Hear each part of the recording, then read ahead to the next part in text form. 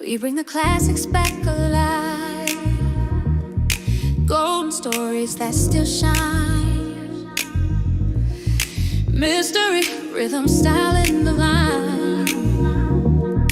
Timeless movies with a soul-filled smile.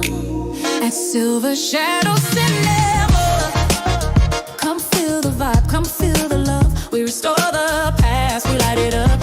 So everybody move, let the credits run. Dance through the memories, history in harmony. You're right where you belong. Silver Shadows, this your song.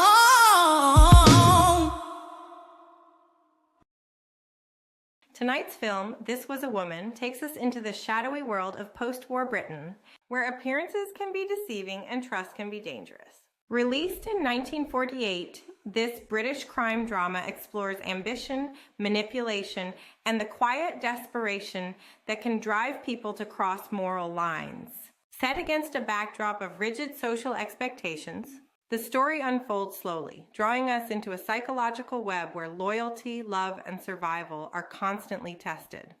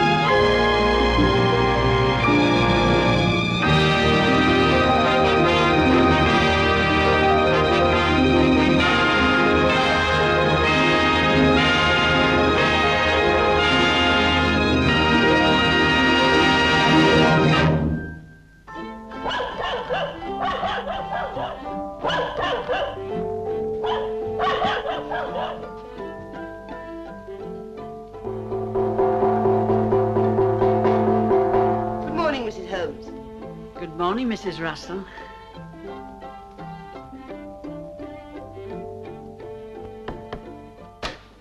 Arthur, dear, breakfast. Coming, darling. How are you this morning? Well, I could have done with a little more sleep, but Ace would keep barking so. He's only trying to be a good house dog. Yes, I suppose he is. Vanilla! Vanilla? The blood vessels and glands of the head, neck, and eyes are supplied from the thoracic segments. Wrong, Terry. From the connector cells in the first and second segments. Of course, yes. Breakfast, children, you must hurry. Coming, Mother. Just doing some homework. It's a big day. Lecture and exam. Yes, I know, dear, but don't get so agitated. Connector cells, stupid. Connector cells. I know. It didn't sound like it just now. Ace?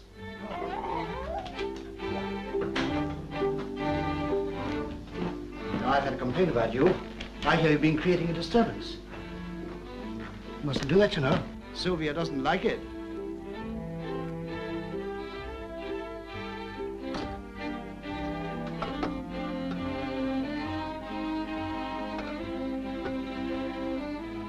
Do come along, children. You really should take up medicine, Finn. You'd make a good teacher. Terry seems very worried this morning about his exam. Oh? Here's your tea, darling. Oh, thank you. Sausage or kipper, Vanilla? Coffee, please, Daddy, and just a little bit of toast. You ought to have more than that, my dear. Growing girl like you should have a good appetite. What about you, Father? I've stopped growing. But only recently, Arthur. Don't forget I'm coming with you, Father. What time does 8:33 leave? Curiously enough, 8:33. Isn't it ever late? Often. The chances are to be on time this morning. I expect the engine driver knows about your exam. I'm sure he knows more about it than I do. You'll get through all right, Terry. I've willed you to. Whenever Mother rubs Marmaduke, I know she's making a wish. What are you wishing for now, Mother? If I told you, it wouldn't come true. Would it, Arthur? I don't believe in wishes or superstitions. No, of course you don't, dear. You're much too practical and efficient. I say, hurry up, Terry. We should be late. Right, Father. I'll be with you. See you tonight, dears. Yes, Daddy. Anything you want from town, Sylvia? No, dear, I don't think so. Oh, yes, the library book. Do you remember the West? Oh, yes, of course, the West. I'll collect at lunchtime. Your flower holder, Daddy. Oh, thanks. Bye, Mother. I hope Marmaduke doesn't let me down. I'll be with you, Teddy, and you're going to pass. Thank you. 10? This is your day for the academy, isn't it? Yes, it is, Terry. Oh, good. Then you'll be coming home with me. Well, I did have one or two things I rather wanted to do. That's all right. I'll wait for you. Goodbye. Oh, goodbye. Good luck. Hello, Ace. How was the sausage?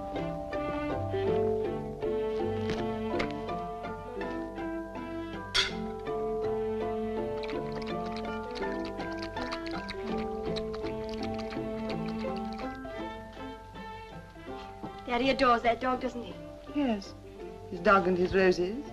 That sums up your father's world. Still harmless enough, I suppose.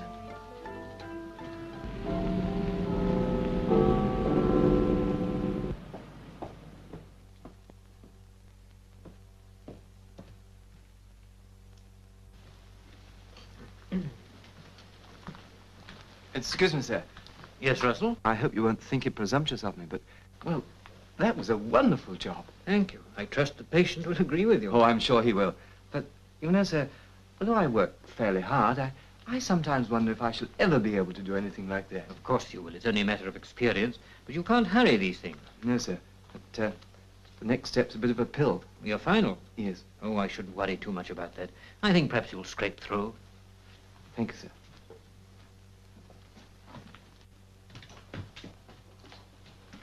Hello, Terry. How's it go? Oh, not bad, Sally. I think perhaps the surgeon knows a little more about his job now. Well, now you've nearly finished your exams. Do you think you'll have some time for other things? Well, for instance. Oh, the theatre, concerts, movies. There's a wonderful film in Leicester Square. I'm sorry, Sally. I have to meet Fenella and take her home. Oh. Hello, Sally. How's he treating you? Passionately. Look, Casanova, I have a message for you from Fenella. She will not be going home with you this evening. No? No. Oh. Well, what time will she be coming home with you? Oh, just after the movies, I imagine. I'll be driving her home. Well, cheerio. Bye-bye, Sal. Well, that takes care of Fenella. Look, Sally, I'm terribly sorry, but I don't feel in the mood for pictures or music or anything. I've got too much on my mind. You do understand, don't you? No.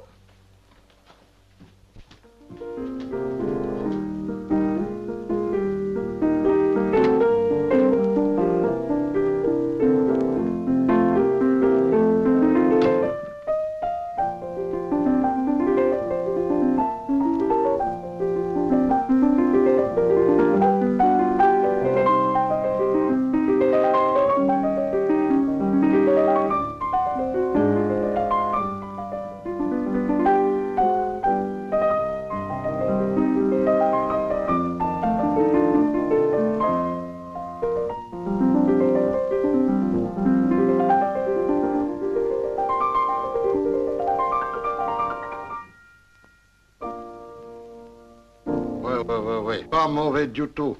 Quite good. Very good. Oh, thank you, Professor. Mais il faut encore travailler. Exercice pratique, plenty of practice. And don't waste too much time. Thank you, Mr. Lefort.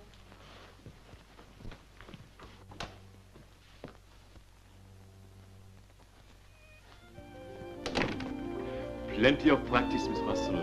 Exercise, practice. Like that. Would you like to play it again for me? Please, not now. Let's go. Movies? What would you like to see? You.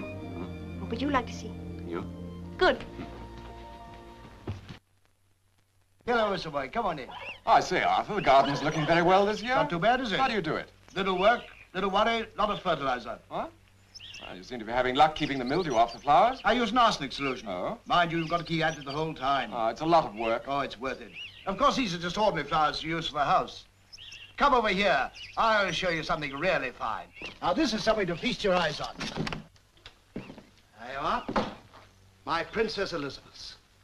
Aren't they wonderful? They are beautiful. Mind if I take one home to the wife? Sorry, not those. Help yourself in the garden. I see. You mark my words, I shall get a thirst for those. I'm awfully sorry, old chap, but you know how it is. One never cuts prize roses. I understand. How are you, my dear? You're very late, aren't you? Oh, just a little. Mason and I have been discussing politics and flowers. Do you remember my book? There you are. Arthur, whatever made you bring that? Oh, sorry, that's the one you asked for. No, dear. West? West? Certainly, one of Miss West's new book. Rebecca West, not Sackville West. Oh, sure, I seem to remember. Seem to remember. Poor dear with his memory. Oh, never mind, Arthur. We all make mistakes. Right. I wrote it down somewhere. I could have sworn this was the one you wanted. It doesn't matter. Got plenty to do in this house without reading. It's a disappointment, of course, but I can take it back tomorrow. I shouldn't dream of troubling you. Well, did you have a nice day? Oh, rather trying. Well, I'm sorry to hear that. What happened? Nothing to interest you. It's just the petty little annoyances inseparable from housekeeping. Trying to cover up other people's mistakes.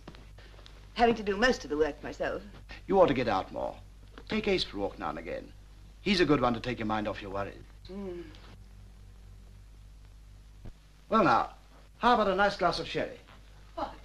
On a hot day like this? I can never understand the Spaniards drinking the dreadful stuff. Isn't this all warm? Hello, darling. Hello. Hello, Terry. Well, tell us the news. Oh, Barclay, the chief surgeon, thinks perhaps I'll scrape through. Fine, fine. When will you know definitely? A month or two. Dr. Terence Russ. Steady, Dad, steady. Where's Fenella? Oh, she had to see her doctor. What? What doctor? Her doctor. What's wrong with her? Nothing, Dad. She's just growing up. That's all. What are you talking about? Dr. Valentine Christie. Nice chap. He's a biochemist at the hospital. We call him the brutish gentleman. Do you mean to say that Fenella... I mean that she's gone to the pictures with a man mother. Why get excited about that? But she never said anything to me. Well, up to now, I don't think there's been anything to say. Now, just a minute, Terry. What sort of a man is this Dr. Christie? Oh, splendid fellow, Dad. He's helped me a lot. You introduced him to Fenella? Why, yes. Yes, I think I did. How far has it gone? Oh, just to a cinema. Somewhere in Leicester Square, I think. So unlike Fenella. I shouldn't worry, Mother. After all, I used to take you to the theatre. Oh, that everlasting noise. It's only Ace asking for his evening stroll. I promised him perhaps I'd better take him.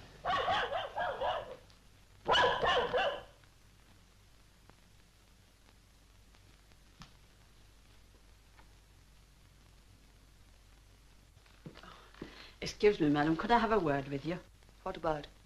It's about my Effie. I've taken the liberty of asking her to come along later. I hope you'll see her. So you're really leaving me after all? Well, if I'd done it myself to please, it would be different, but it's my husband. You see, Mum, he's worked himself out as a plumber. But just because he's going to open a shop, there's no reason for you to leave me, especially after all these years. He couldn't manage by himself, not the long hours. Hasn't missed being with you, madam. I've told Effie as much. Did you? It was very kind.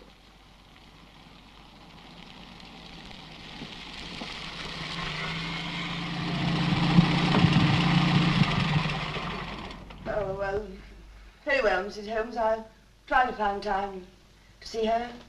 Thank you. Good evening, Mrs. Holmes. Oh, good evening, Miss. Hello, Mummy. Hello, darling.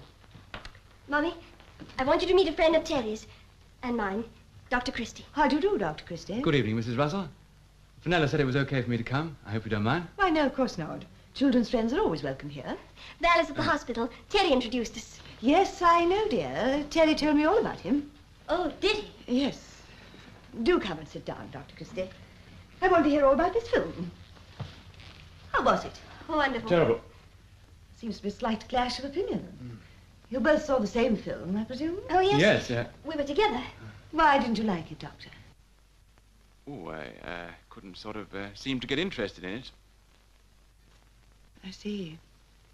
Then what did you find so wonderful about it, Fenella? Oh, it was very colorful and the music was good. Huh. Your tastes obviously vary. What was the story about? Well, Love? yes, the usual subject. But the way it worked out was rather silly, wasn't it, Fen? Oh, yes, it was a bit gibberish. You seem to have had a very jolly time. Would you like to stay and have a bite with us, Doctor? Val, if I may call you Val. Well, that's very kind of you, Mrs. Russell. I'd be delighted. Good. Then I'll just have a few words with Mrs. Holmes. Darling. Fancy thinking I could be close to you and know what the film was about. Val. Yes? I wish... What? Does it sound callous? I wish just this evening we could have been alone together somehow, somewhere. Mother's wonderful, but... But what? She watches. Even when you're not looking, you can feel her eyes on you. As though she was x-raying your mind. Did you feel that? Well, she did make me feel a bit guilty. My darling, of what? I don't know. All those questions. I think she just lives for us, Terry and me. Do you think she'll be hurt because I love you so terribly? What difference can it make? You can't share love without it making a difference. Darling, I don't expect you to stop loving your family. I know. Oh, Val, I don't care. I know I'm selfish, but I don't care about anyone or anything but you this moment.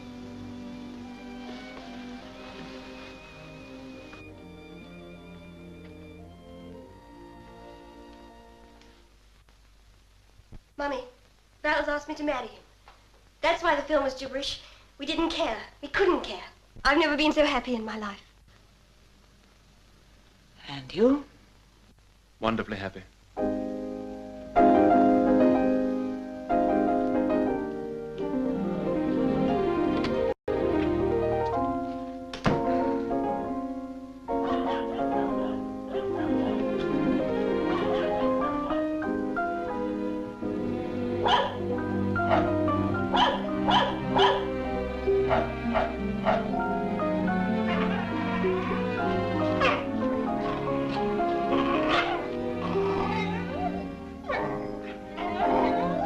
Wait here, Effie. I'll see if she'll see. Yes, Ma. Come in. My Effie's here, Mum, if you'd like to see her now. Tell her to come in. Come in, dear. Don't be shy. This is my girl, Mum. Be a load off my mind to see her settle, Mum. Well, Effie, our mother thinks it's time you started working. Do you? Oh, yes, madam. Come over here by the window. Take off your hat and coat. Let me have a look at you. You're very young. Yes'm. Soon 18, madam. Raw material. You're strong, aren't you? Yes, madam. Well, that's good. A house like this needs a lot of hard work. You sure you're up to it? I'm sure I am if Ma is. Your mother's had many years of experience in service, Effie. You haven't had any, have you? No, madam. No experience of any sort. Have you, Effie? Not really, madam. You do tell the truth, don't you? Oh, yes, madam. Very well. I'll give you a trial. Thank you, madam. You, got a lot to learn, Effie. Ma says she'll teach me. I shall teach you. Thank you, madam. Tell your mother you can start tomorrow. Thank you, madam. You're forgetting your hat. Oh. Goodbye, madam.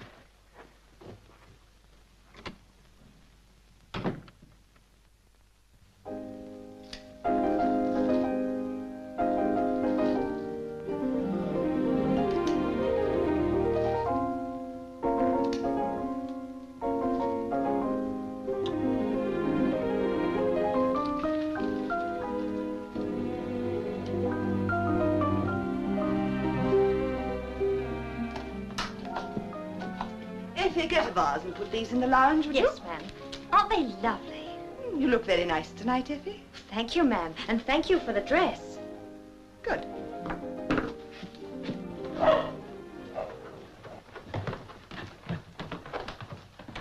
Arthur, dear, you know I don't like the dog upstairs. Oh, I'm sorry, darling. It was my fault. I thought it wouldn't matter today. Is Terry home yet? No, but he'll be here presently. He telephoned? No, Val did. He's driving him down. Oh, did he say if Terry had passed? No, but he feels quite certain that he will. Of course he will. Now then, how about you and me having a quick one, Mother? All right, Arthur. You're very gay, aren't you? Well, after all, it's every day we have an occasion to say... What on earth's the matter, Arthur? My Princess Elizabeth. Well, have I made a mistake, dear? Did you have to cut those? Well, I thought they'd look lovely for the occasion. I'm sorry.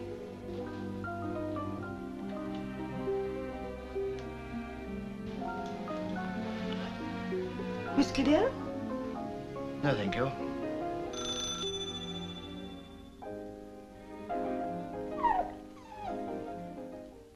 Good evening, sir. Evening, Effie. Good evening, Mr. Terry. I beg your pardon. Have I said something wrong, sir? You are addressing Dr. Terence Russell.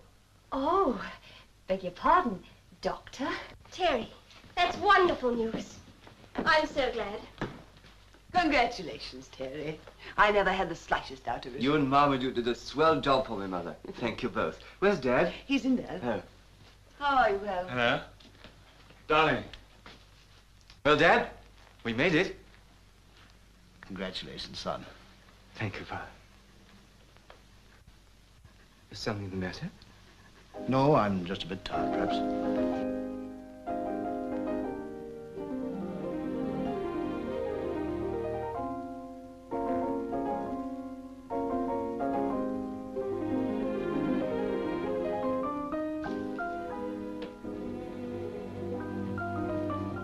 Dinner is served, madam. Thank you, Effie. Well, come along. Dinner.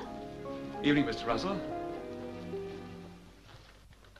Here's to our honoured guest, Dr. Terence Russell. Terry. The first Russell ever to obtain a medical degree. That's logical. He's the first Russell to have me for a mother. The thing I love about Mother is her modesty.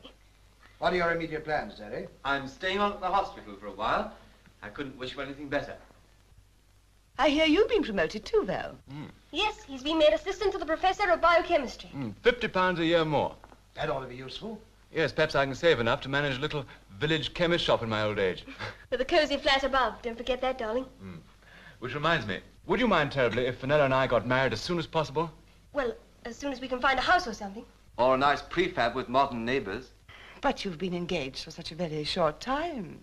Long enough these days, isn't it? Short engagement, they say, leads to a long marriage. The only drawback is finding a home.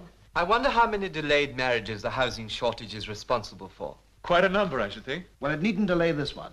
There's plenty of room in this house. If you and Fenella don't mind living with us. Oh, Daddy, that'd be wonderful, wouldn't it, Val? Oh, yes, it would. But I don't think... Why not? I think it's an excellent idea that Val should join our happy family, Arthur. Well, that's extremely kind of you, Bert. Oh, Mummy, that's sweet of you. It's only your happiness I'm thinking of, my darling. Too late for you to get out of it now, Val. You're hooked, good and proper. Well, I'll have coffee sent into the lounge. Off you go, all of you. Jolly good dinner, Mother. Thanks. Good dear. Oh, by the way, Sylvia, I had some interesting news today. Cable from Austin Penrose. He's coming over from America soon. Austin Penrose. Have I met him? No, I think he'd already gone abroad before we were married. We started together at head office. He's a bright chap, tremendous drive. He's been in charge of our New York office for a number of years. How did he get that? Oh, Austin's the type that nothing can stop. Evidently. Did you say you started off together? Yes, 30 shillings a week, office boys. He must have qualities. He has. He's quite outstanding. Aren't you just a little bit jealous? Jealous of Austin? Why, no. Why should I be? Oh, I don't know. I just thought he seems to have gone such a very long way.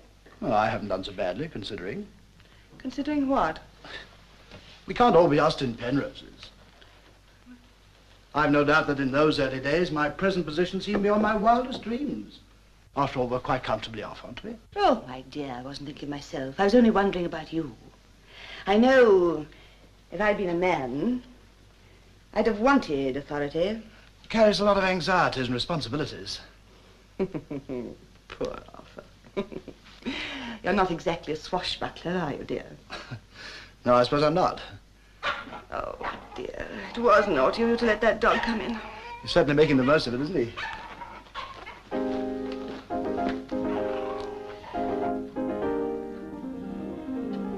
Effie? Yes, ma'am? We'll have the coffee and the lunch. Very good, ma'am.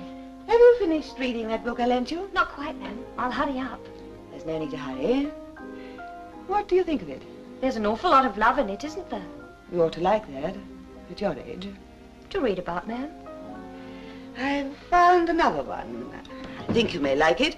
It's a little bit more difficult, but then that's how progress is made. Thank you, ma'am. Translated from the French. Yes. French are very civilized people. Thank you, ma'am.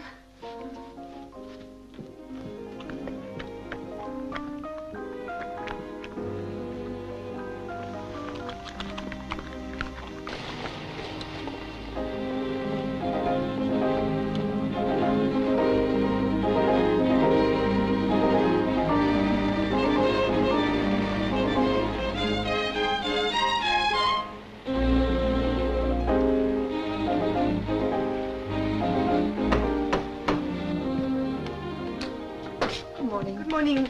I'm Mrs. Russell. Is the vet in? Yes, we'll come in. Thank you. Good morning, madam. Good morning.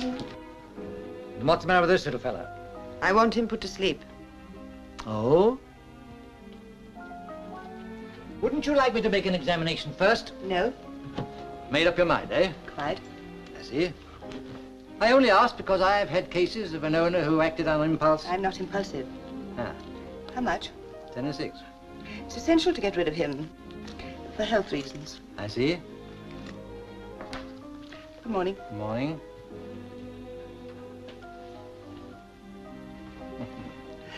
You're a nice little fella, aren't you? Ace! Counterboy, where are you? Counterboy! Ace! Terry! Vanilla, where's the dog? Isn't he in the house? I can't find him. You've seen him, Terry? I've only been in about 10 minutes. He's probably snoring in front of the kitchen fire. No. What about Mother? She'll know. She went out just before lunch. Come to think of it, I haven't seen Ace since this morning. You don't think he slipped out? He doesn't usually. That's fine, Mother. Mother? Oh, Mother, where's Ace? What a curious greeting. Have you seen him anywhere, Sylvia? Yes. Oh, thank heaven. I was so afraid he might have been run over. Where is he? I had him put to sleep. You what? Oh, do be quiet, Vanilla. You know I hate hysteria. He had an accident. No? He seemed all right this morning. How could he have signaled for anything so quickly? He didn't. Then I had him destroyed. you had him destroyed. Why? Why, Sylvia? He barked. All dogs bark. Day and night. No, my dear. Day and night. Terry, Vanilla Race didn't bark over much, did he? No. It's got nothing to do with the children. You don't know what it's been like. You don't know what I've been through. It's more than I can stand with my nerves. It's not only the noise, it's the restlessness, the food, the runs. Open the door, shut the door, the tyranny of dogs. In and out, everlastingly. Shut up, Mother! Shut up!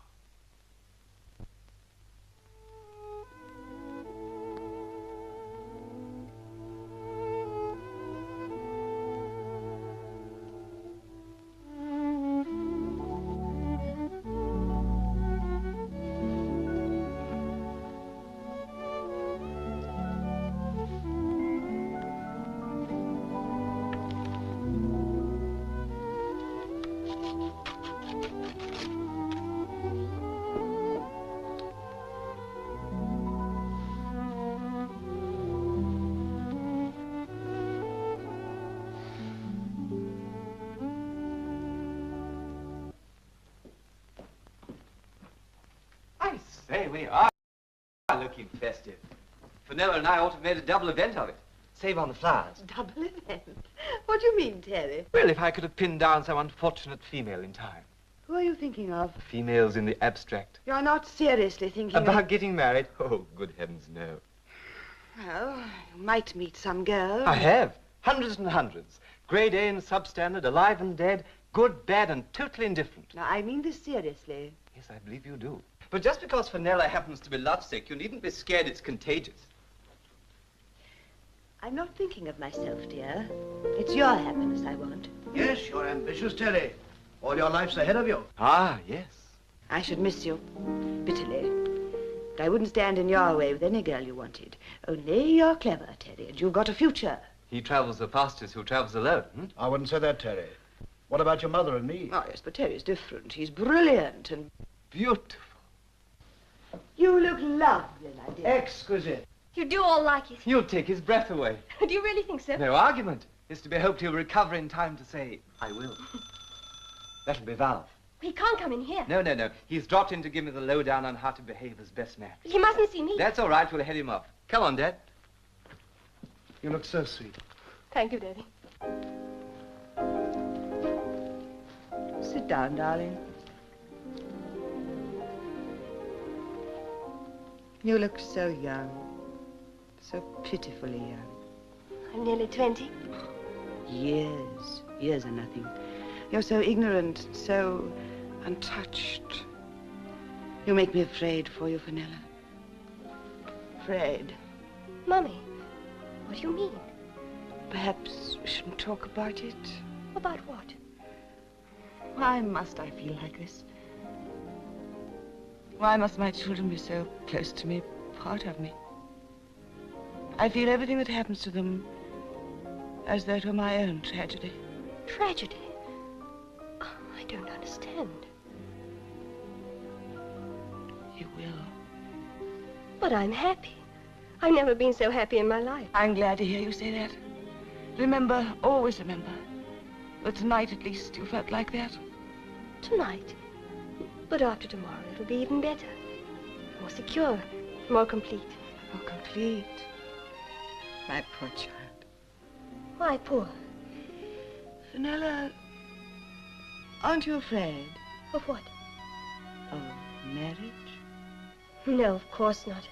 We love each other. Your love and his. I can't see any difference. Can't you? Aren't there moments when you're alone together, when you feel... I don't know what you're trying to say, but I don't want to hear. Don't you? Don't you want to learn anything? Do you want to plunge into this marriage of yours with a child's ignorance? Mummy, please let me go. I'm tired. Well, I'm off. Good night, Val. Good night, sir. See you tomorrow. I hope. Val, There's no need to tell me, Terry. I know. I'm a lucky devil. Yes, you are. Hope you both be very happy. Amen. If you didn't want me to get married, why didn't you say so? Oh, my dear. It isn't that. It's just that I've always looked upon you as a child. Until a few weeks ago, it didn't seem to matter. But, Fenella, I've watched Valentine. I've watched his eyes when he's been looking at you. Don't you understand? No! Oh, my poor child. Fenella. You haven't let what I've said upset you. I don't want to hear any more. I wouldn't have said a word. I only wanted to spare you. Please, Mummy, please.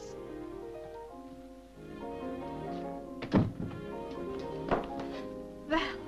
Fenella, darling. Don't look at me. Go away. Too late, I've seen you. And you're the loveliest thing I've ever seen. But What? something's happened to you. What do you mean? I can't explain. It's the look in your eyes. Something odd about you tonight. As though you were out of reach. Oh, darling, you're enough to drive any man crazy.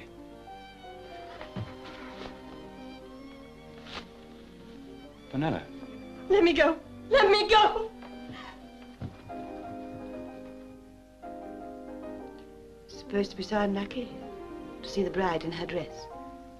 But then I'm not superstitious. Are you? I believe only in good luck.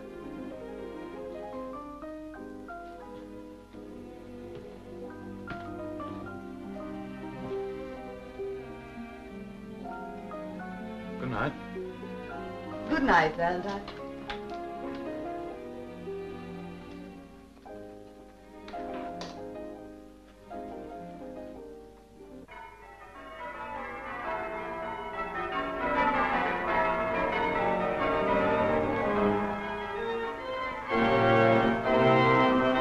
Hold it. Thank you.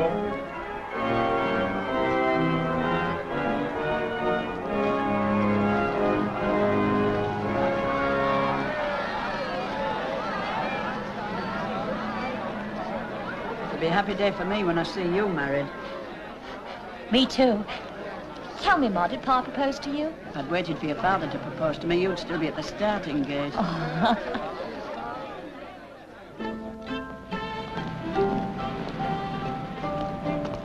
Good morning, Mr. Russell. Good morning. Good morning, Mr. Russell. Good morning. Good morning, Miss Johnson. Good morning, Mr. Russell. That's the first train I've missed for years. Well, has Mr. Penrose arrived? Some time ago, the directors met him at the airfield. It was quite a commotion. Oh, was there? Did he ask for me? No. Strange. Does he know you well? My dear Miss Johnson, Mr. Penrose and I are very old friends. Then why not go up to the boardroom and see him? Yes. I think I will. Yes, that's a good idea, Miss Johnson. Oh, and don't bother me unless something urgent crops up. What your ideas to counteract that rule? Any such suggestion? Except the formation of a new friendship with our South American exporter. Believe me, gentlemen, confidence in an old company is far more essential than new ships. I quite agree with you, Penrose. Arthur, my dear fella, how are you? Hello, Austin. Welcome back. Well, you haven't changed a bit. Come in. Excuse me, gentlemen, this is Arthur Russell, one of my oldest friends. Both joined the old firm together, didn't we? Yes, 30 years ago. A couple of the best little stamp lickers the company ever had. Well, I expect you two have a lot to say to each other after all these years. We'll go along to the bank. See you Nice there. to see you, Mr. Russell. Thank you, sir. Goodbye. Goodbye, sir. Goodbye. Goodbye. Goodbye. Come and sit down, Arthur, and tell me all about yourself. Well, there's nothing much to tell. I'm still looking after the insurances. I know all about that. I mean the family, that magnificent wife of yours I've heard so much about, and the two children. They're very well. My girl was married recently. My boy Terry is a doctor. Really? That's splendid. You know, sometimes I envy you, Arthur. Can't imagine why. Look how you got on. I'm just a stay-at-home stick in the mud. That's just it, old man. Stay at home. You know, I envy you that home of yours. I'm not sure you aren't happier than I am. Yes, we're a happy family. Sylvia manages everything beautifully. I'll bet she does. I'm afraid I've been so busy I've neglected that sort of thing. Consequence is I'm often very lonely. Well, you needn't be lonely here, Austin. We'd like you to come to our home. And I'd like to come. In fact, I want to come.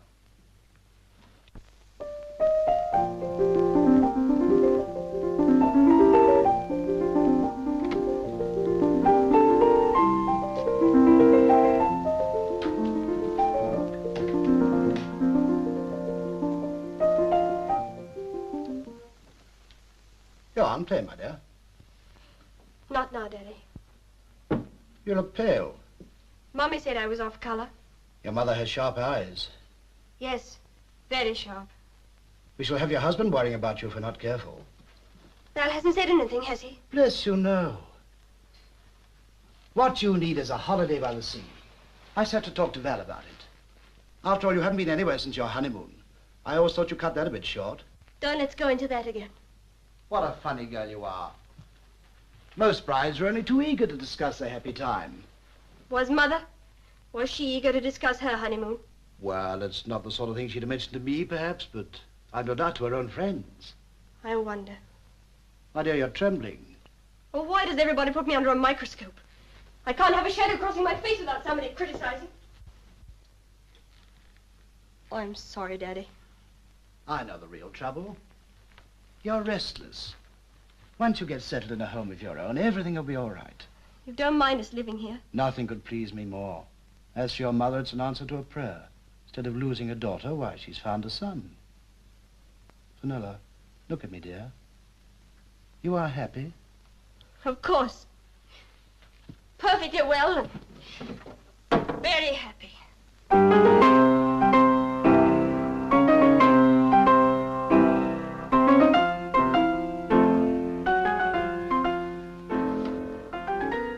Hello, Arthur. Hello, dear. Who's that hammering on the piano?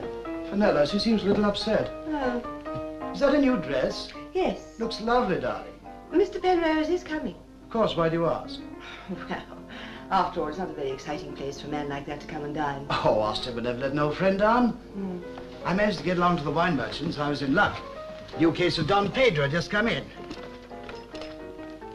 Ah, Now, what on earth made you bring that? well, you mentioned it at breakfast. I wrote it down. There we are, Don Pedro. Quite, but it doesn't say sherry, does it? It was their brandy I wanted.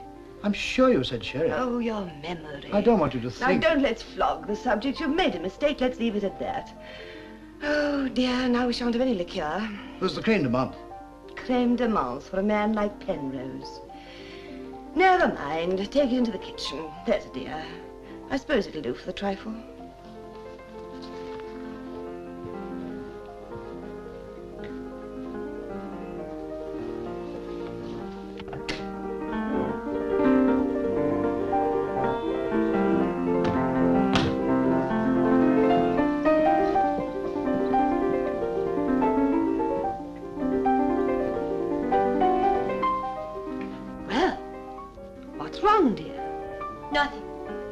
Why are you playing like that?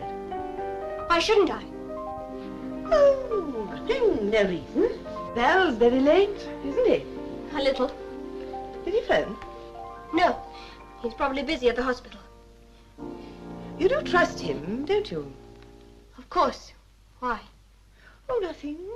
Only, well, men are so odd. After all, we don't know a great deal about him, do we? I mean, what his life was before he married you. And what was Terry's name for him? The brutish gentleman. This is a lovely expression. It's so apt. I think it's horrible. You're such a sensitive child. You make me worse. Why, darling? You're like someone drawing soothing fingers along an exposed nerve.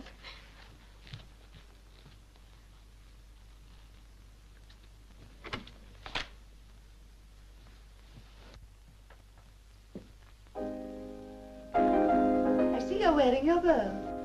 Yes, ma'am, thank you. I don't think I like the way you've got it on. It covers your hair too much. Come here. Too far forward. Hair's very soft, isn't it? A man would like to touch your hair. You're very pretty, aren't you? Anybody else in the house told you that you're pretty? Mrs. Christie said I looked nice in that hat she gave me. No, I don't mean her. I mean any of the men. Master says I'm cheeky. Mr. Terry says I talk too much. And Dr. Christie doesn't know I'm alive. That hurts, doesn't it? Dr. Christie not knowing you're alive. He makes me feel like a worm. Why should you care what he makes you feel? Have I said anything, madam? Oh, quite enough. Run along. Let your mother see you. Yes, madam. And tell her it was nice of her to come and help us out tonight. Thank you, ma'am.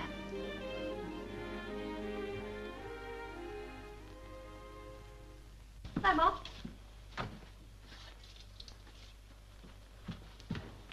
Well, you do look a sight. Sight, Ma? Yes, in your la-di-da get-up. You look like a woman. I am. Madam give you the outfit? Yes. Oh, she never dolled me up like that. No. She do your hair, too. She showed me how. Like it? Well, the men will. They'll be after you, all right. I know. I know. Now, look here, my girl. It's all very well for you to be fancy, but mind you don't be too free. Ah, toujours l'amour.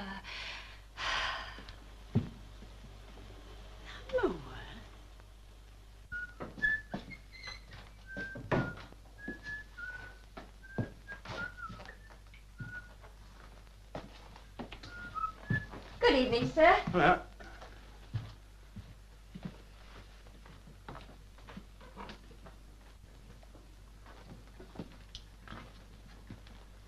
Hello. Where's Fenella? What? I beg your pardon, Val. What did you say? Where's Fenella? Anything wrong? Oh, no. I was thinking about Effie. Oh? What about her? I was just wondering whether I should get rid of her. Why?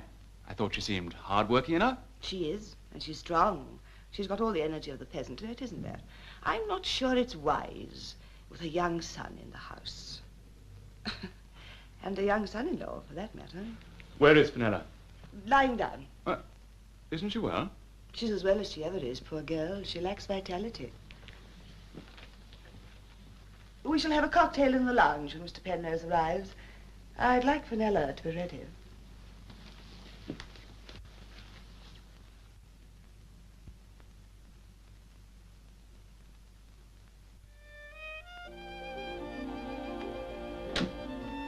Evening, darling. You're very late. A little. Got a free lunch. Where? Giannino's. Why did you go there? Why not? I wouldn't have gone to our place without you. It wasn't my party. Whose then? No one you know. Male or female? Male and female. I see. Oh, no, you don't. Who were they? Alan Travers, my assistant, and a girl called Linda Mason. Was she attractive? I never look over other people's papers. What does that mean? If we must be explicit, after lunch they got married at the registrar's office. Why didn't you say that in the first place? Didn't think it was necessary. Are you sure there were only 3 of you? My sweet, I may have my limitations, but I can count up to 3. You are telling me the truth, aren't you? Vanilla, I believe you're jealous. Why not? You come home late, you say you've been with someone I've never heard of. After all, what do I know about your life? Anything. Darling, I think I'm glad you're jealous. I used to be so sure in the beginning. You seem to feel the same as I did about us. But from the time we got married, I've had an awful feeling that, well, that you didn't care. Oh, Val. When you look at me like that, I believe you do. But every time I try to take you in my arms, you make me feel a brute. Brutish gentleman. What? That's only a bit of Terry's nonsense. Oh, it sounds more like one of your mother's neat little labels. Oh, darling, you're so lovely when you laugh.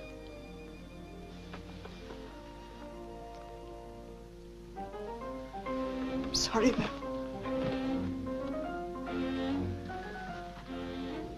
I don't suppose you can help yourself. You're speaking like a stranger. What are we but strangers? Do you think I haven't watched you? Watched your pitiful attempts to hide the disgust in your eyes every time I come near you? Not disgust. Well, fear then, loathing, horror, anything you like. I love you, Fenella. I want so much to make you happy. But I can't stand holding a shivering ghost in my arms instead of a woman.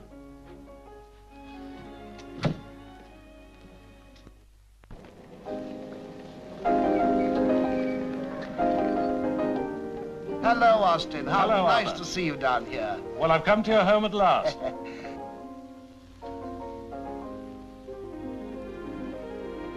Now, let's have a drink. What would you like? Sherry? Yes, Don Pedro. Oh, what a nice house this is. Yes, left to Sylvia by an aunt. Rather expensive to run these days. Oh, yes, it is. Well, here's to your first visit. And I sincerely hope it's the first of many. I drink to that. Your health, Arthur. Ah, yes, Sylvia. Darling, this is my old friend, Austin. How do you do, Mrs. Russell? So you're Austin Penrose. I've heard nothing but your achievements for weeks. Don't you believe half of it? I was just saying, what a charming place you've got here. It must seem very dowdy to you after New York. And I love it. Gin and French, dear. Thank you, darling. Do come and sit down. Thank you. I used to know this part of the world in the old days. Hasn't altered much. You know, it's grand to find something so unchanged. But you believe in change, in progress, and in success. Clever woman, your wife, Arthur. Unmasks me in a sentence. Nothing escapes Sylvia. Yes, I'll admit I'm ambitious, Mrs. Russell. When I went to New York, I said to myself, the sky's the limit. New York must be very stimulating. Overstimulating. A city devoted to the creation of needs and wants and desires. A city to goad on the successes and kill off the failures. Oh, well, hardly the place for poor Arthur. Oh, I don't know, why not? Ah, this is Fenella and her husband, Dr. Christie. How do you do? Hello, Mr. Penrose. Dr. Christie? How do you do, sir? But you didn't tell me Fenella was a beauty. Why, she's exquisite. We think so. My one regret in life, not having a daughter. Well, here we are. Has that rich old geezer turned up? Yes? He certainly has. You're Terry, aren't you? Yes, sir. How do you do, sir? How do you do? Your father's been telling me great things about you. Oh, just a manufacturer's pride in his own product. Mr. Penrose, I should like to talk to you sometime about Terry. I believe in him, in his future. I'd very much like your advice. Well, medicine's not exactly in my line, Mrs. Russell. No, but success is. I suppose there are certain ingredients common to most successes. It's so easy for a man to get into a groove. It seems incredible that you and Arthur should have started off together. Poor dear. Arthur's done very well for himself, if you ask me. Lovely daughter, brilliant son, you. What more can a man want? Power. Power's an unknown quantity, Mrs. Russell, like atomic energy, a destroying explosive or a creative force, according to how it's used. No, on balance, I wouldn't say power was a desirable factor in life. And no one fully realizes the value of a thing if they've never had it. I haven't got power. Authority, yes, a certain amount of authority, but not power. Authority is power. I envy you that. I'd have enjoyed power. Cigarette? Thank you.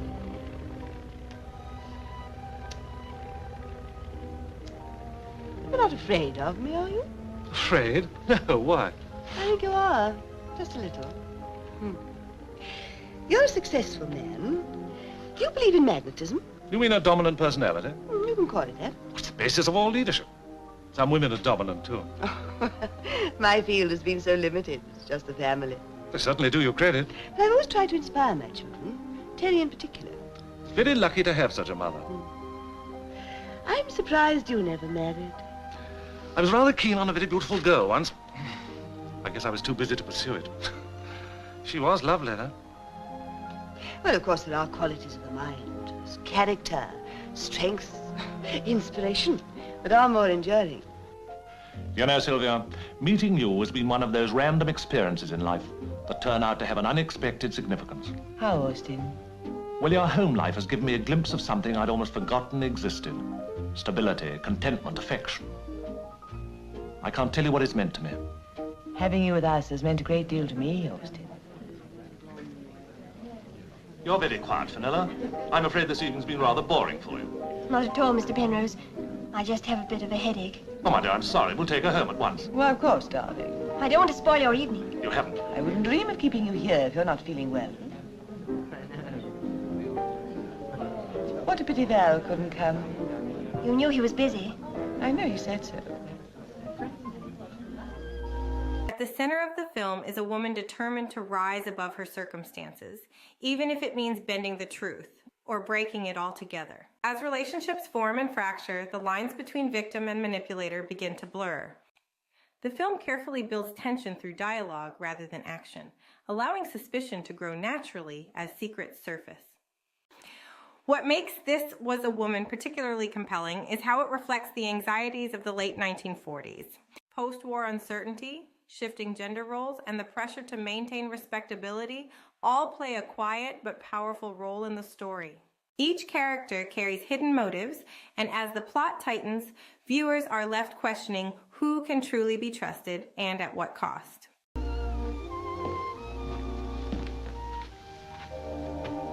What are you doing in here, stretched out like that? Madam said I could. Did she? Ah, it's hot everywhere tonight.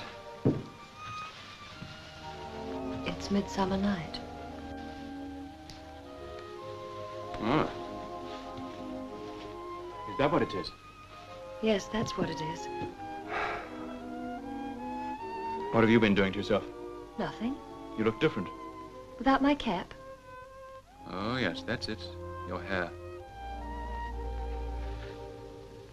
Madam says it's nice and soft.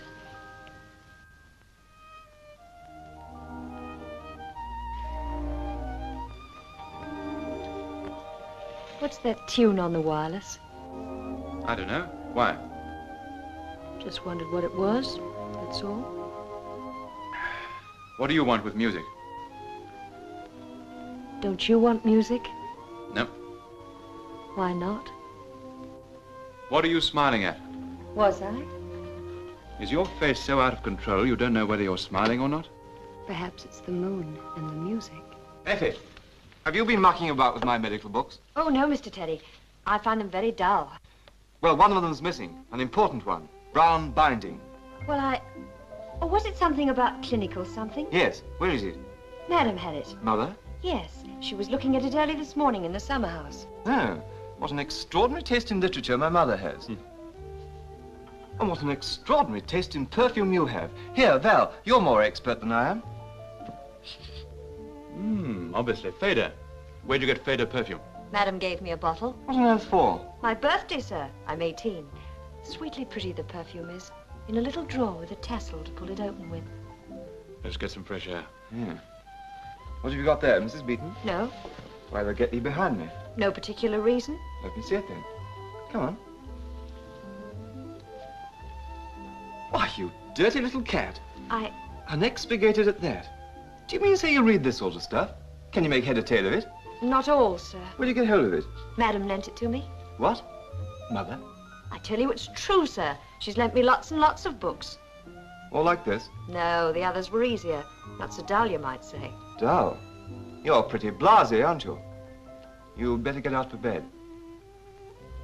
The books, sir. Good night.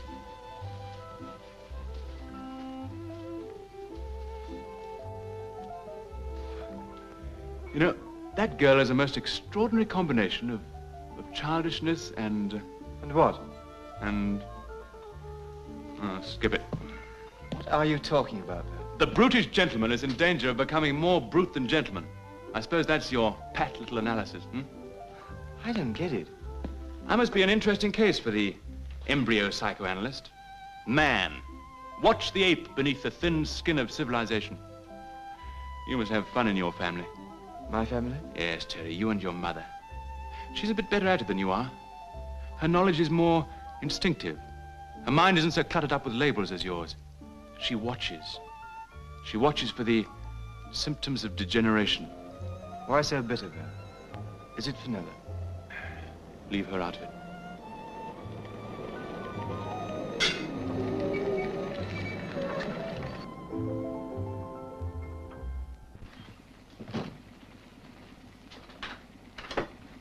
Come in and have a drink with us before you go, Austin. Thank you, Tilda, but I think I'll be getting along.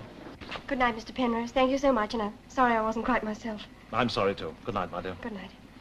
Good night, Austin. And as usual with you, I've enjoyed myself enormously. So have I. Good night. Good night. Hello, Fenella. I'm going upstairs, Val. Good night. Darling, please. No. Fenella.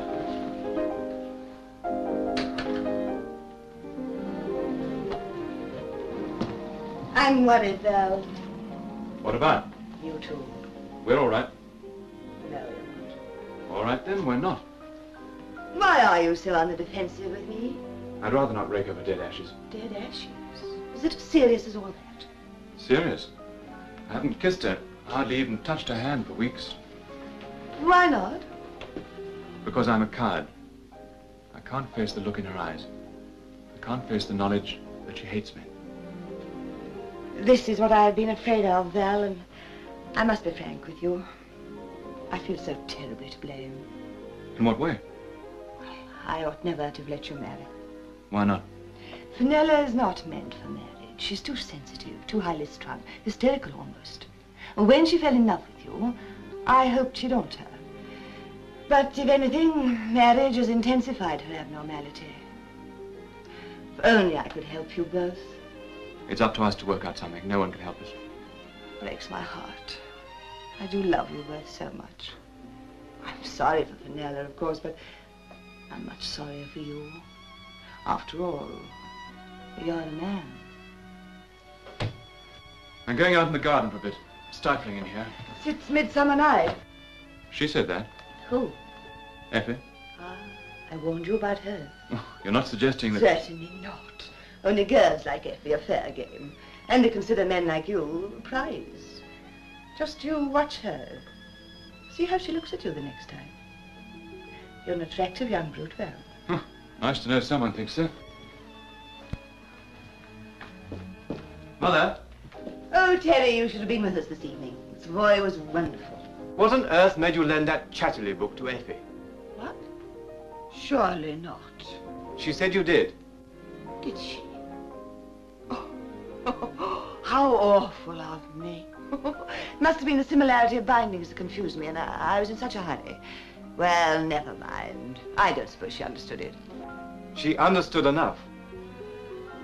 Well, I'm tired. I'm going to bed. And incidentally, Mother, where's that book of mine you borrowed? Yours? Yes, on clinical toxicology. Who says I borrowed such a book? Effie said you were reading it in the summer house this morning. That child's crazy. I wasn't in the summer house this morning.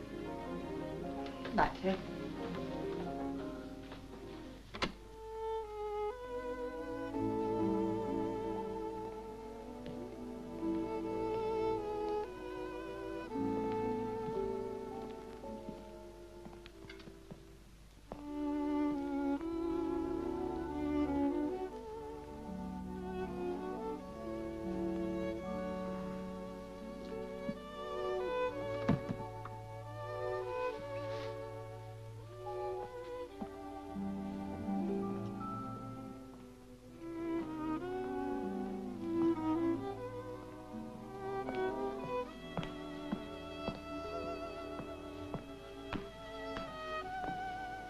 What are you doing out here? Oh, I came to lock up, sir. Beautiful moon, isn't it? Yes.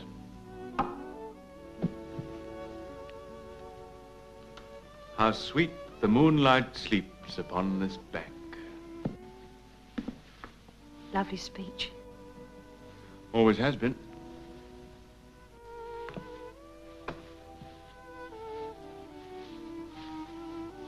You're romantic, aren't you? Does it matter? To me, it does. You knew I was out here, didn't you? Why'd you come? I told you. To lock up. You do look different with your hair loose. Do I? Yes. It's pretty. I'm glad you like it. Beautiful hair, Effie.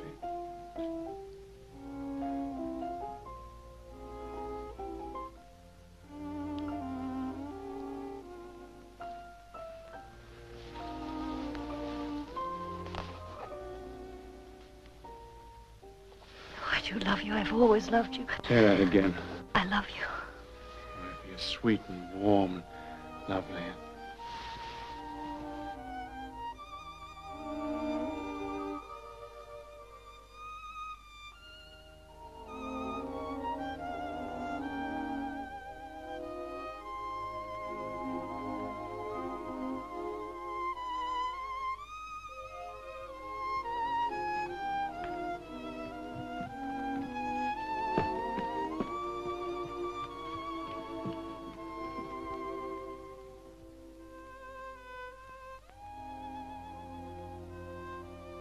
There!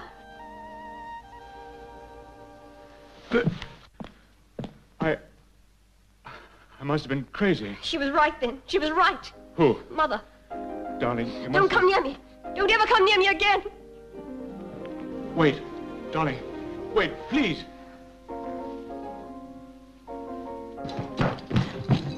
Darling. Val, leave me alone. Let me go. Here, what's happening? What's all the row? Oh, Terry. I wouldn't believe her. I wouldn't listen when Mother... Mother? Darling, I know it's stupid to try to explain. But you must realize that girl could never be. Val, you better go. I'm sorry, Fenella.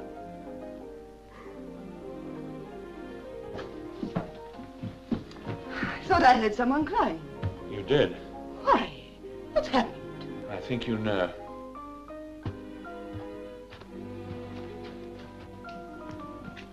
What's wrong? No, Mother. What's the matter? Has something hurt her? No. Tell me, darling. Talk to me. I don't understand. Leave her alone. You've done enough damage for one night. How dare you speak to me like that?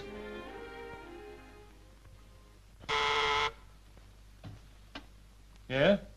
Mrs. Russell to see you, Mr. Penrose. Oh. Ask her to come in.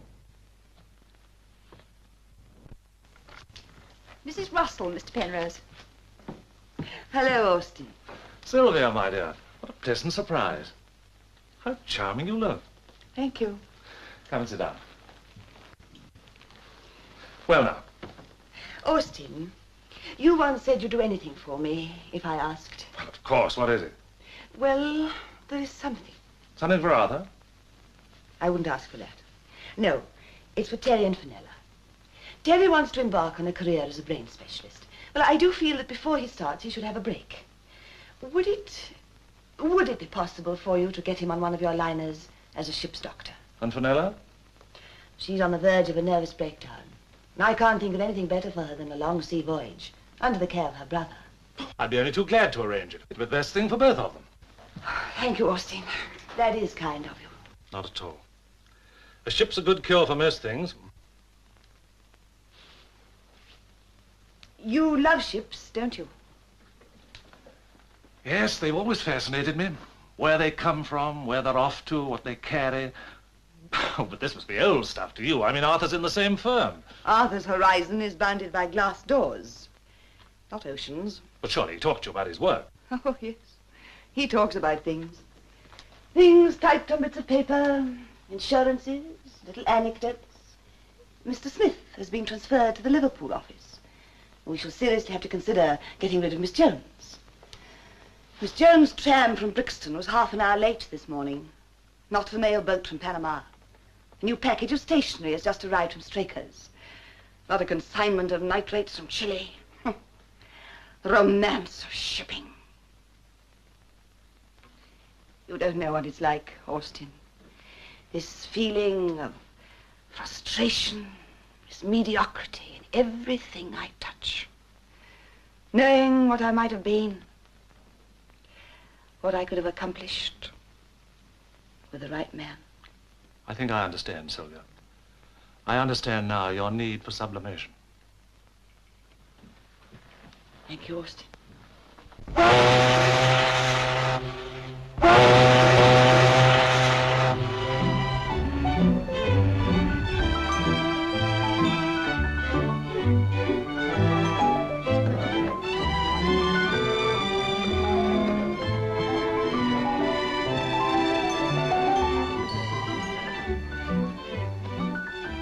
Well, Fen, we've left England behind.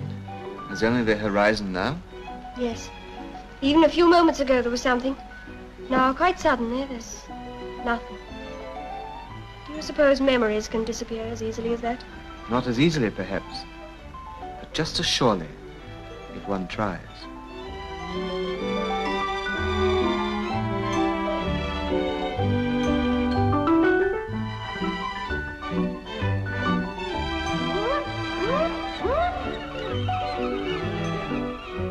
We'll put them in the sterilizer and examine them again in a fortnight under polarized light. Now. Hello, Val. Oh, hello, Sally. Any news from Fenella? No, not a word. Look, Oh, from Terry. from Panama. Hello, Sally. Had an exciting time removing gallstones from third mate. He is still alive. Hope you are the same, Terry. Romantic, isn't it? From Terry, yes. I suppose if you'd put kind regards, you'd have taken that as a proposal. Perhaps.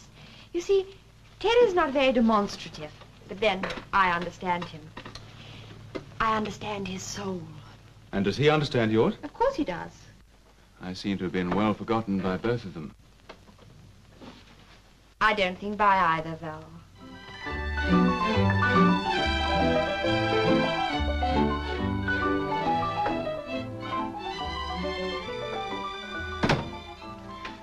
Ben, Yes. you left your things on the chair. Thanks, Terry. What's wrong? Nothing. Why do you always look at me as though you're trying to find out something? I am. What? Why you drove Val into that girl's arms. Terry, I'd rather not. I know. But you can't go on like this the whole voyage. You're getting worse, not better. I'm fine, Terry. Having a wonderful time. Don't lie, Fenella. There's something behind all this. Something more than grief over Val. Oh, I know he was dead wrong that night. But I'm sure he wouldn't have done a thing like that without cause. And I'm just as sure he would. Men are animals, mostly. We're no different from women. It just happens to be our lot to be aggressive. And unfaithful. Val's in love with you, Fenella. No, Terry. He's never been in love with me. To him, I was just a woman. Look, darling, you're sick. Sick in your mind. If you go on drifting indefinitely, you'll develop into a morbid borderline case. Oh, don't look so startled, my dear. I don't mean you're going crazy. But you can't go on brooding and brooding until the thing becomes an obsession. Fen, we've always shared each other's confidence. What is it that's bothering you? What are you fighting? What is it you're trying to hide? Oh, Terry, help me. I want to forget. Something Mother said Yes. before the wedding? The night before. Mother came to me. Started to talk strangely. Her eyes were weird. Almost hypnotic.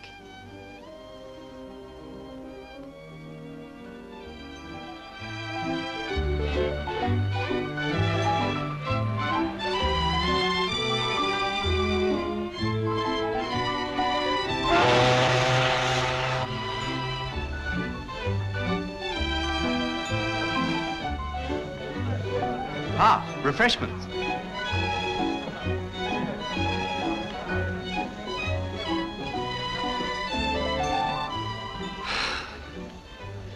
Well, Fen, in 2 days you'll see England again. Yes. How do you think your patient's doing, Doctor? I'd say improving steadily. You've been marvelous, Terry. Rot.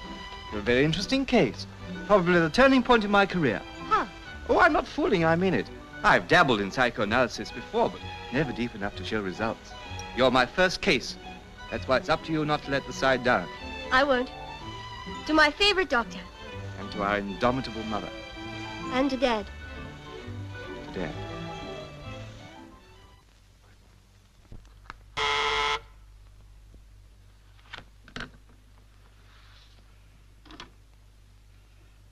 Yes, Austin. Arthur, I've good news for you. Terry and Fenella arrive tomorrow. Carabel docks late afternoon. Oh, thank you, Austin. That is good. Arthur? Arthur, are you there? Arthur, are you all right? That's strange. Come with me, Miss Thomas.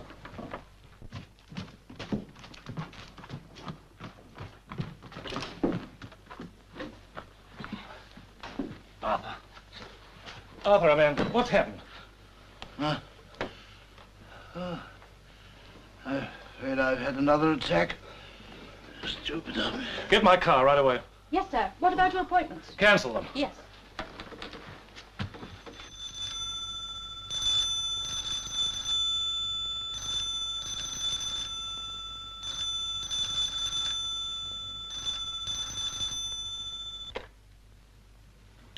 Hello?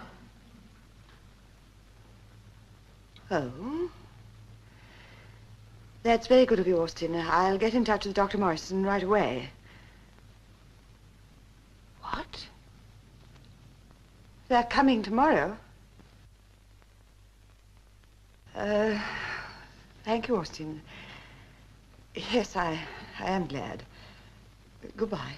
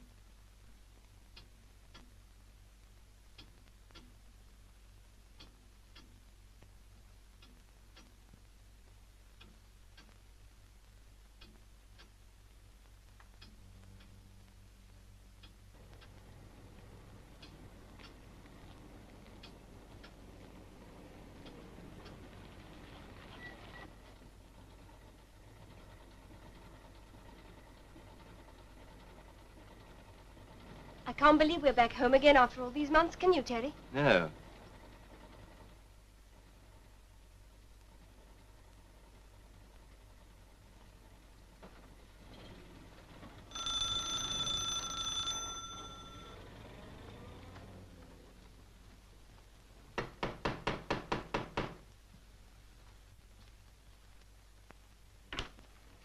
Hello, Mama dear. Fenella.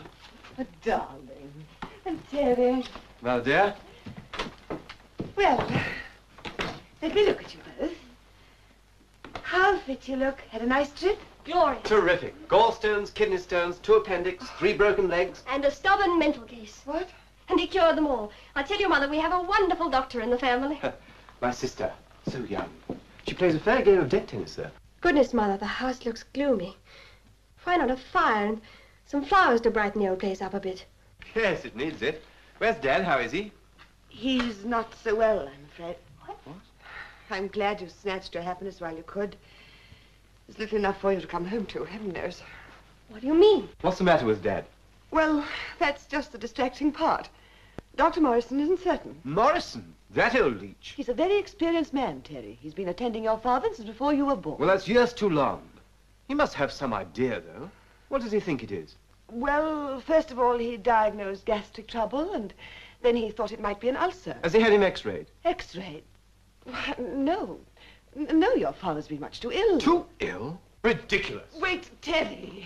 Dr. Morrison is with him now. All the better. But wouldn't it be unprofessional? I'm here, another doctor's patient. Isn't there some sort of etiquette? Etiquette be blow. Mother, is he really bad? I'm afraid you'll both have rather a shock. You should have sent for me. But, Teddy, he was in good hands. I wonder. What do you mean by that? I haven't much faith in Morrison. Dear, you young people are so intolerant. Be patient now. Dr. Morrison won't be long. Mother seems very worried about Daddy. Very. Oh, this room, this house brings it all back. It's like a spider's web. A lot of subtle threads tangling you up. Oh, Terry, I'm frightened. Now, Fen, no slipping back. I'm afraid of Mother. She's so strong, has such influence, such power. She seems more strange than ever.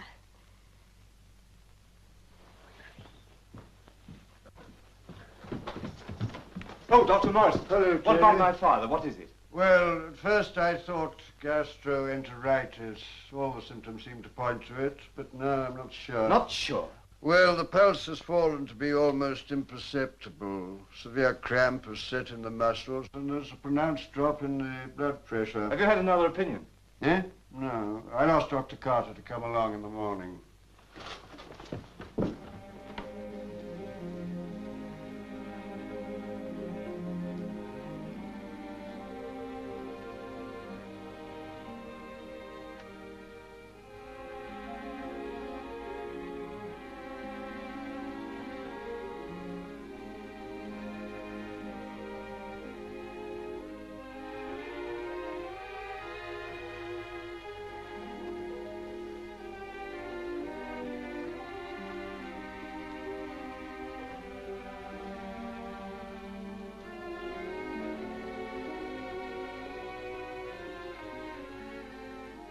Terry. Hello, Dad. How are you now? Fine. You had a good trip? Very good. So did Vanilla.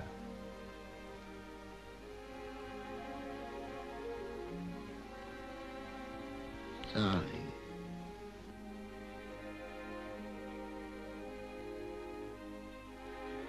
Daddy, dear. Good to see you again.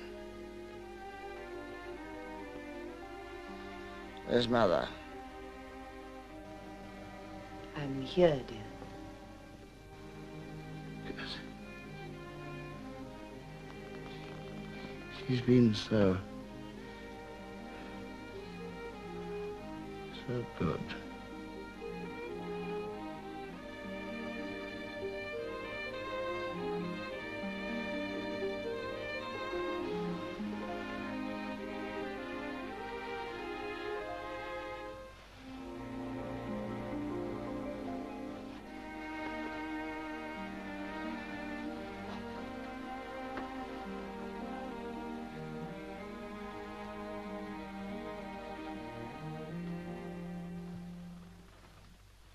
Well, Terry?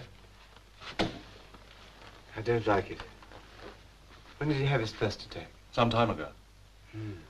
I think it was shortly after you left England. It started quite mildly, but recently they've been more frequent and more severe. Why didn't you send for me? Your mother wanted to spare you both. You don't go through years of hospital training without a few shocks, Mr. Penrose. Different when it's your own family, Terry. Isn't that all the more reason for wanting to do something for him? I feel a little guilty myself. I've offered repeatedly to get a specialist, but your mother seems to have such faith in Dr. Morrison. She's been magnificent, Terry. Won't dream of having anyone to help her. Never spares herself day or night. She's like a woman inspired. Well, I'm going to get Dad to hospital right away.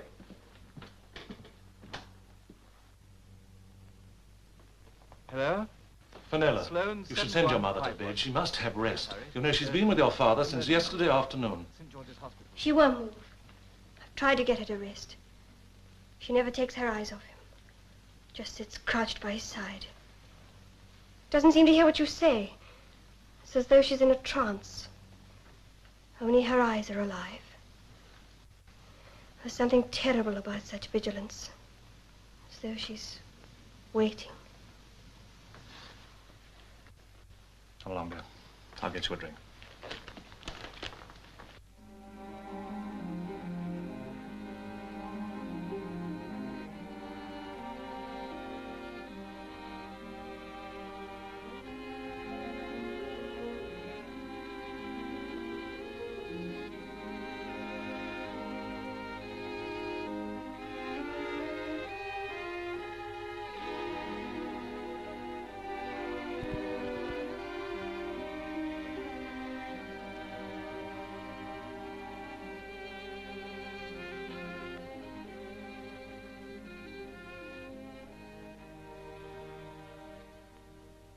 You are, Fenella.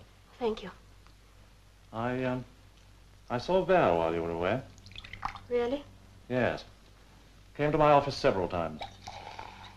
Wanted to follow your route. How did he seem? Most unhappy. I think he's still very much in love with you, Fenella. The ambulance will be here in an hour. Good. What is wrong with Daddy, Terry? I don't know. I don't know. Morrison's not the only fool in the medical profession. I'm as baffled as he is. Some cases baffle the best brains in the country, Terry. Yes. But you see, I'm smart. I've got a future. And I can't even diagnose what's wrong with my own father in time to save his life. Terry! Terry!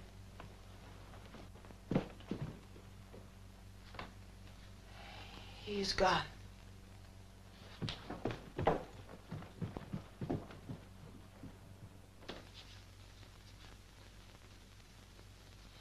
Poor Daddy. He certainly had a lot of friends, didn't he? Yes. I hope I'm lucky enough to have half as many.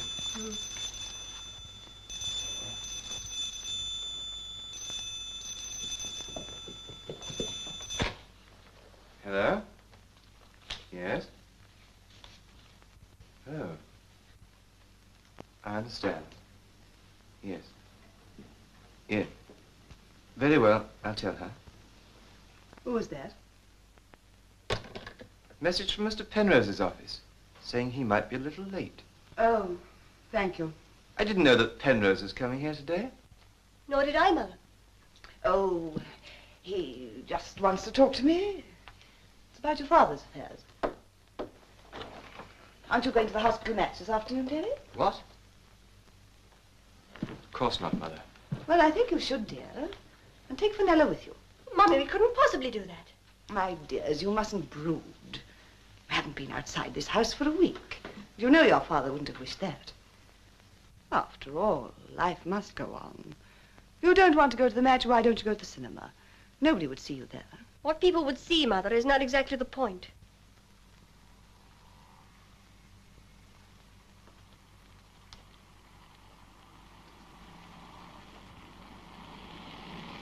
It's Val.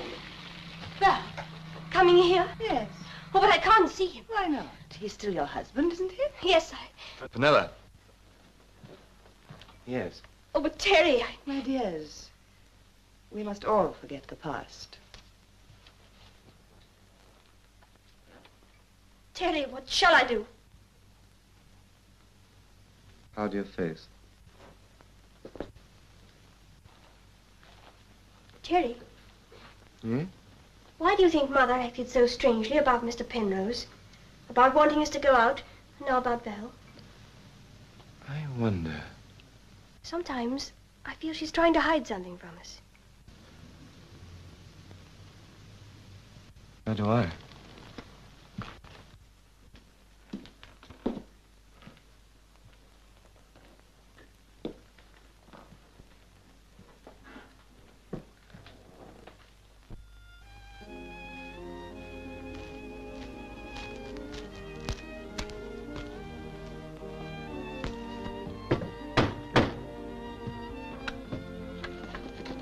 Val. Oh, hello, Fenella.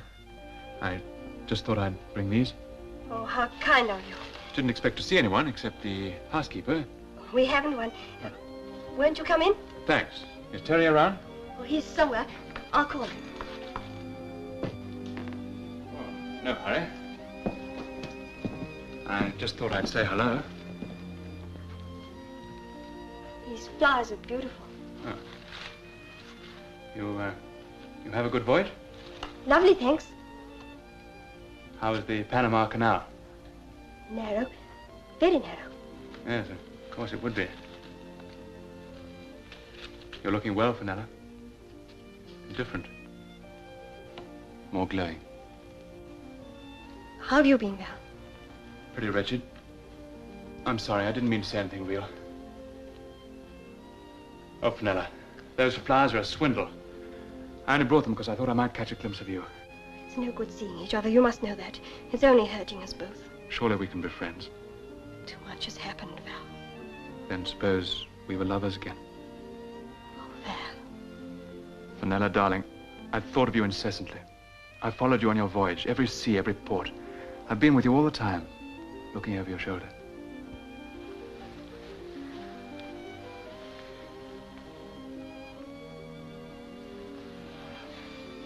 Oh, Val, take me away. Take me away quickly. Away from this house, from Mother, from everything. Yes, darling.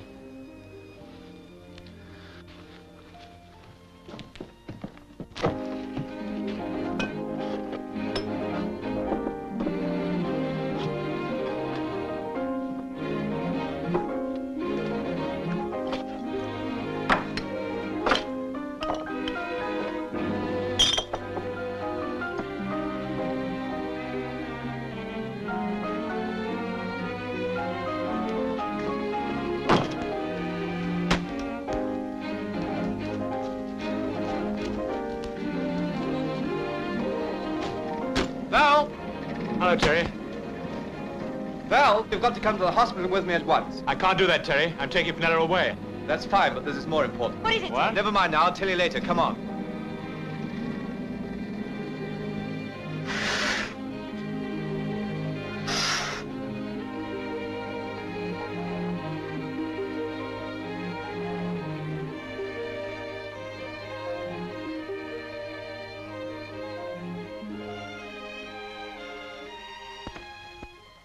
You were right, Terry. There is something here. Arsenic. Enough to kill? Easily a fatal dose.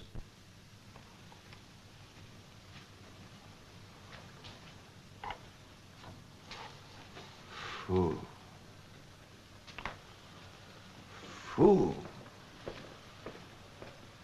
Why didn't I recognize the symptoms? Val? Yeah? I'd like you to have an official report made on your findings. Official report? Yes. What are you going to do? The only thing one can do.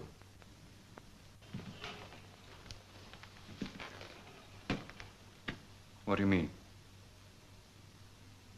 Don't you realize it was murder? Yes. Austin. Hello, Sylvia. I'm so glad you came. Well, your message sounded urgent. I'm awfully sorry I'm late. That doesn't matter. Shall we go and talk in my sitting room? Yes. It's much more comfortable. How are you, Sylvia? I'm all right, Austin. And the children? They're very well. They're out this evening with Val. Oh? He and Fenella are back together again. Really, I am pleased. Here we are. I say, Sylvia, you have made it comfortable in here. Yes.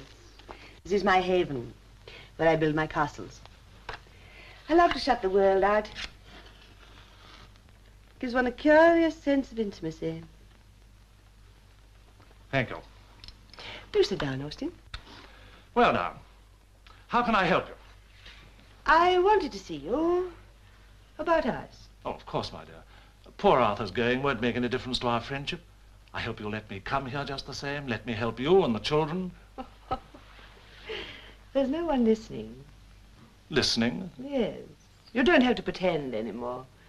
We're alone in the house. But I don't quite understand. Oh, yes, you do.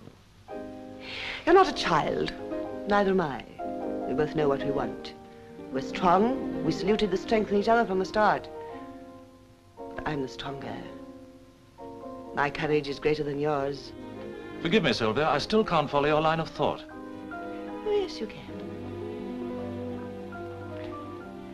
I can see that by the fear in your eyes. Fear? Yes. You needn't try to evade my eyes. I know their power.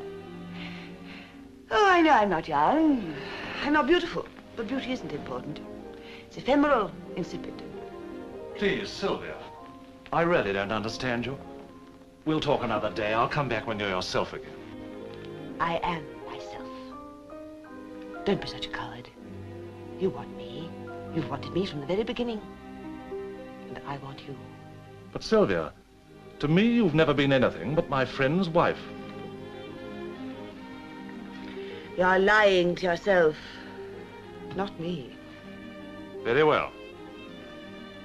I hope to avoid the truth. But since you force me, I must tell you that I do understand. The truth is unforgivably hurting. Arthur was my friend. That mediocrity? Mediocrity? He was a real person. That's why I was so fond of him. But you came here for me. And the others. Until I met you, I never believed friendship between man and a woman possible. I found it was. You were a stimulating companion. You wanted me. My dear Sylvia, if I'd wanted you, I should either have taken you or stopped coming here. You're lying. I assure you I'm not.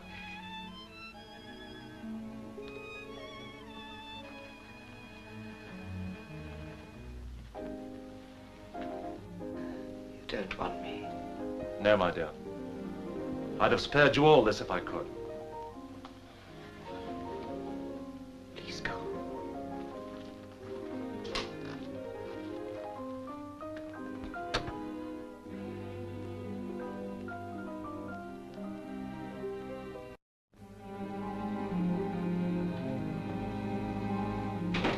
Hello, Terry.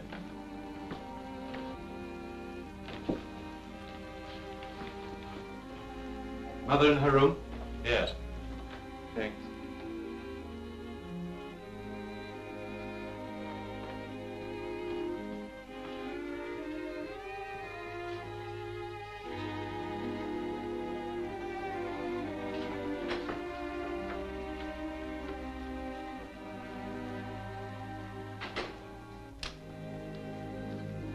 Oh, Terry.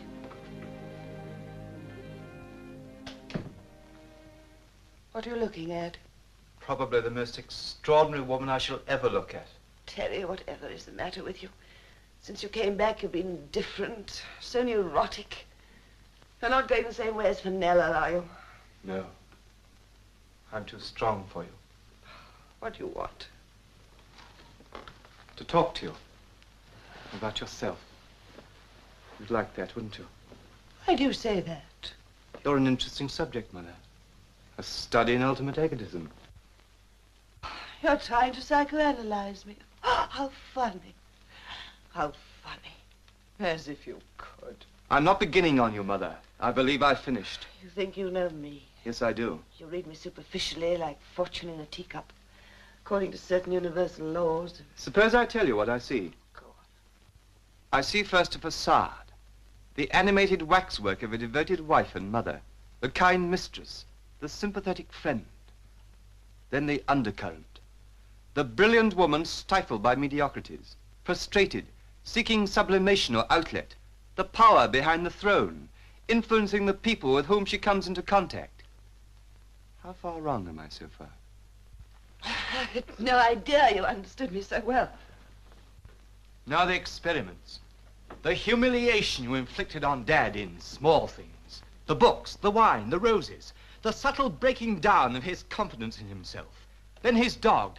You didn't really mind its barking. You've got nerves of steel. You were fond of Ace, but he happened to mean something to Dad, so he had to go. I don't want to hear him. I'm afraid you've got to, Mother.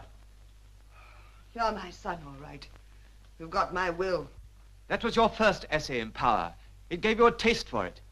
Then there was Effie. I only tried to educate the girl. Make her a little less uncouth. You succeeded admirably. You taught her the subtleties where most of her kind only learn the elementaries. Your work on Fenella was highly successful, too. Then you went too far. What do you mean? The trouble with Power is that it's insatiable, like blackmail or a habit-forming drug. Fenella, Val, Effie. When were you going to start on me? You? I worship you. You talk of sublimation. You've been my sublimation. I've lived through you. Sadists get their keenest pleasure out of those they love. You were waiting till some girl came into my life. Do you know that every woman I've known, I've found myself watching through your eyes? That's why I never brought Sally here. Because I wondered what treatment you would devise for her in order to inflict the maximum amount of pain on me. Terry, why are you saying all these things to me? Because they're true. You'd almost broken Dad's spirit, but not quite.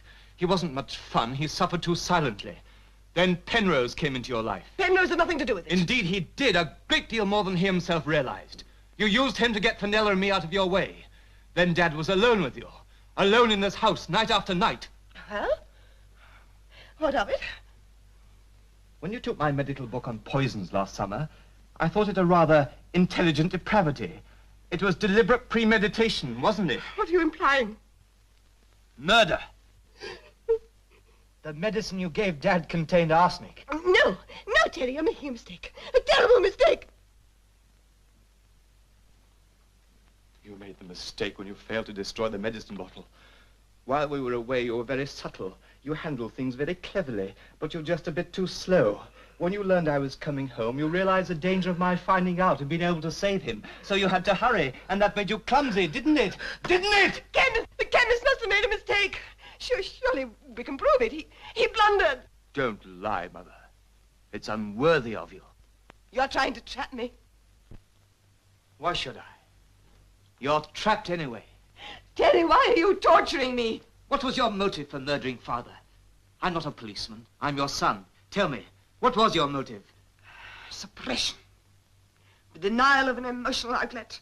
The frustration of a desire that's born in every woman's soul. Are you trying to justify murder? No. Only stating the cause. The cause was Penrose. No. He was merely the means to an end. Better clay for me to mold than the petty shipping clerk.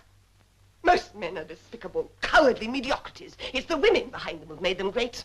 Women have the seed of greatness in them. They know what's in a man's mind because they plant it. You. There's nothing in you that hasn't sprung from me. Nothing. You think that I love Penrose? Yes. No. But with him, I could have realized my ambitions. I could have had power. Power? Yes. I love power. And I got it. The supreme power. Power over life and death. I watched him day after day, and I thought, if I like, you may live. Sometimes I stopped his doses. He thought he was getting better. But it was in my hands, his life mine, to give or to take away. Stop! Stop, I've heard enough. You can't even stand hearing. Yet I could see and I could watch and watch and watch. You think I'm mad, don't you? I know you're not mad. You're just evil. All the time you were making your study in power, you were busy with your role of devoted wife. You'd have gone on lying if I hadn't tripped you up, if I hadn't found the poison. Well, what you going to do? Have me hanged? Oh, no. You won't be let off so quickly. Not so easily. I know you're not mad. But your judge won't. You'll spend the rest of your life in solitude. You're not old. You'll have plenty of time to think.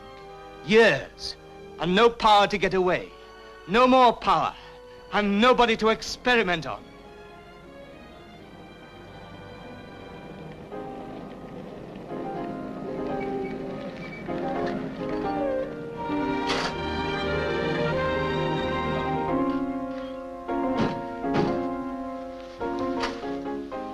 Police? Yes. You're afraid, aren't you? Afraid for the first time in your life. Afraid of your own thoughts. Of the quiet. No, I'm not afraid.